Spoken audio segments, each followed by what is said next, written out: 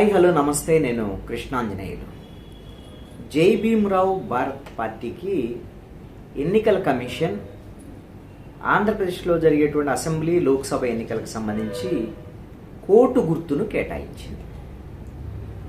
175 assembly నియోజకవర్గాలు, 25 parliament నియోజకవర్గాల్లో ఈ పార్టీకి ఒకే గుర్తును కేటాయిస్తూ ఎలక్షన్ కమిషను తమకు ఆ విధమైనటువంటి ఉత్తర్వులు అందించారు అని జై భీమ్రావ్ భారత్ పార్టీ జాతీయ అధ్యక్షులు జడా శ్రవణ్ కుమారు నేను మీడియాకు వెల్లడించినటువంటి పరిస్థితి. వాస్తవంగా అంబేద్కర్ స్ఫూర్తితో, డాక్టర్ బిఆర్ అంబేద్కర్ ఐడియాలజీతో జై భీమ్రావ్ భారత్ పార్టీ నడుస్తోంది. ఆ పేరులోనే భీమ్రావ్ రామ్జీ అంబేద్కర్, బిఆర్ అంబేద్కర్ అంటే ఆ పేరులోనే అంబేద్కర్ పేరుని పెట్టుకున్నటువంటి పార్టీ.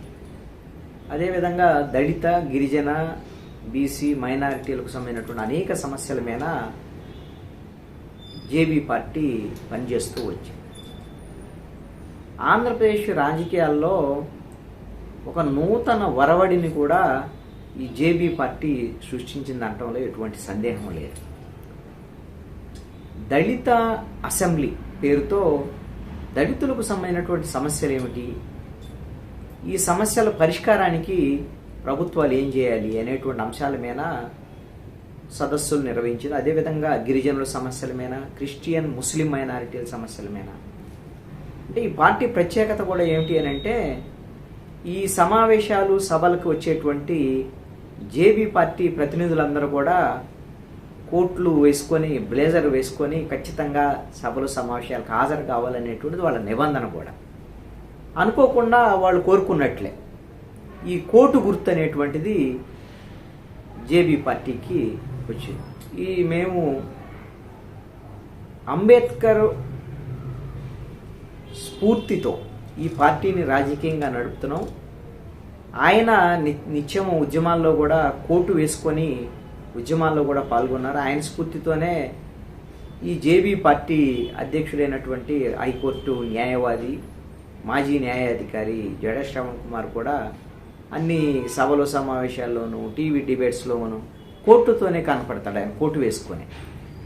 అది కొంత పార్టీ వాళ్ళు కోరుకున్నట్టుగానే ఈ కోర్టు గుర్తు రావటం అనేటువంటిది మాకు మంచి కలిసి వచ్చేటువంటి అంశం. ఈ కోర్టు ద్వారాగా మేము సామాన్యులు కూడా ఉన్నతంగా వాళ్ళని ఆర్థికంగా, సామాజికంగా, రాజకీయంగా ఉన్నతంగా తీర్చిదిద్దేటువంటి ప్రయత్నాల్లో భాగంగానే ఈ కోర్టు గుర్తుతో ప్రజల్లోకి విస్తృతంగా వెళతాము అనేటువంటి విషయాన్ని ఆ పార్టీకి సంబంధించినటువంటి నేతలు ప్రకటిస్తున్నటువంటి పరిస్థితులు. ఇప్పటికే ఆ పార్టీ 85 అసెంబ్లీ స్థానాలు, అదేవిధంగా 10 పార్లమెంటు స్థానాల వరకు కూడా అభ్యర్థులను ప్రకటించారు. 175 అసెంబ్లీ స్థానాలు, అదేవిధంగా 25 పార్లమెంట్ స్థానాల్లో జేబీ పార్టీ, జై భీమ్రావ్ భారత్ పార్టీ తరఫున ఈ ఎన్నికల్లో ఖచ్చితంగా అభ్యర్థులను నిలుపుతామని చెప్పేసి ఇప్పటికే జడా శ్రవణ్ కుమార్ ప్రకటించున్నారు. జడా శ్రవణ్ కుమారు మంగళగిరి నుంచి పోటీ చేయబోతున్నారు. మంగళగిరిలో తెలుగుదేశం పార్టీ తరఫున తెలుగుదేశం పార్టీ యువనేత, జాతీయ ప్రధాన కార్యదర్శి నారా లోకేష్ పోటీ చేస్తున్నారు. వైఎస్ఆర్ కాంగ్రెస్ పార్టీ నుంచి మురుగుడు లావణ్యాన్ని ఇన్ఛార్జిగా ప్రకటించినట్టున్నారు. అయితే జడా శ్రవణ్ కుమారు మంగళగిరిలో పోటీ చేయటం, అదేవిధంగా కీలకంగా రాష్ట్ర వ్యాప్తంగా కూడా 175 అసెంబ్లీ నియోజకవర్గాలు, 25 పార్లమెంట్లో జేబీ పార్టీ అభ్యర్థులు రంగంలో ఉంటే ఎవరి ఓట్లను ఈ పార్టీ చేర్చబోతోంది, ఈ పార్టీకి వచ్చేటువంటి ఓట్లు అధికార పక్షానికి నష్టం కలిగిస్తే ప్రతిపక్షానికి నష్టం కలిగించే అవకాశం ఉందా అనేటువంటి చర్చ జరుగుతోంది. అధికార వైఎస్ఆర్ కాంగ్రెస్ పార్టీ, అదేవిధంగా ప్రతిపక్షంలో ఉన్న తెలుగుదేశం, జనసేన, బీజేపీ ఈ కూటమి మధ్య పోటీ అయినటువంటిది నెలకొన్నది. ఈ ఎన్నికల్లో గట్టి పోటీ రెండు పక్షాల మధ్య ఉంది. 2019 ఎన్నికల్లో అయితే ఒక 50 స్థానాల్లో సుమారుగా 1000 నుంచి 5000 ఓట్ల తేడాతో అభ్యర్థులు ఓడిపోయినటువంటి పరిస్థితి కూడా ఉంది. ఇప్పుడు జేబీ పార్టీకి సంబంధించినటువంటి విషయంలో కూడా వీళ్ళు ఏమిటి అని అంటే, అన్ని నియోజకవర్గాల్లో పోటీ చేసినప్పటికీ కూడా కాన్సన్ట్రేట్గా ఒక 50 నుంచి 75 నియోజకవర్గాల్లో 5 నుంచి 10,000 ఓట్లు సంపాదించడమే లక్ష్యంగా మేము పనిచేస్తున్నాం. ఈ ఎన్నికల్లో గెలుపోవటములు ఎవరిది అనేటువంటి మాకు సంబంధం లేకుండా కాన్శీలం అందించినటువంటి స్ఫూర్తితో పోటీ చేయటం, ఓడించటం, ఓడిపోవటం, గెలవటం ఇది కీలకమైనది. పోటీ అనేటువంటిది చాలా కీలకమైనది. రాజకీయాల్లో ఇప్పుడు దళితులు, గిరిజనులు, బహుజనులు సంబంధించిన మైనార్టీలకు సంబంధించినటువంటి సమస్యలు ఉన్నాయి.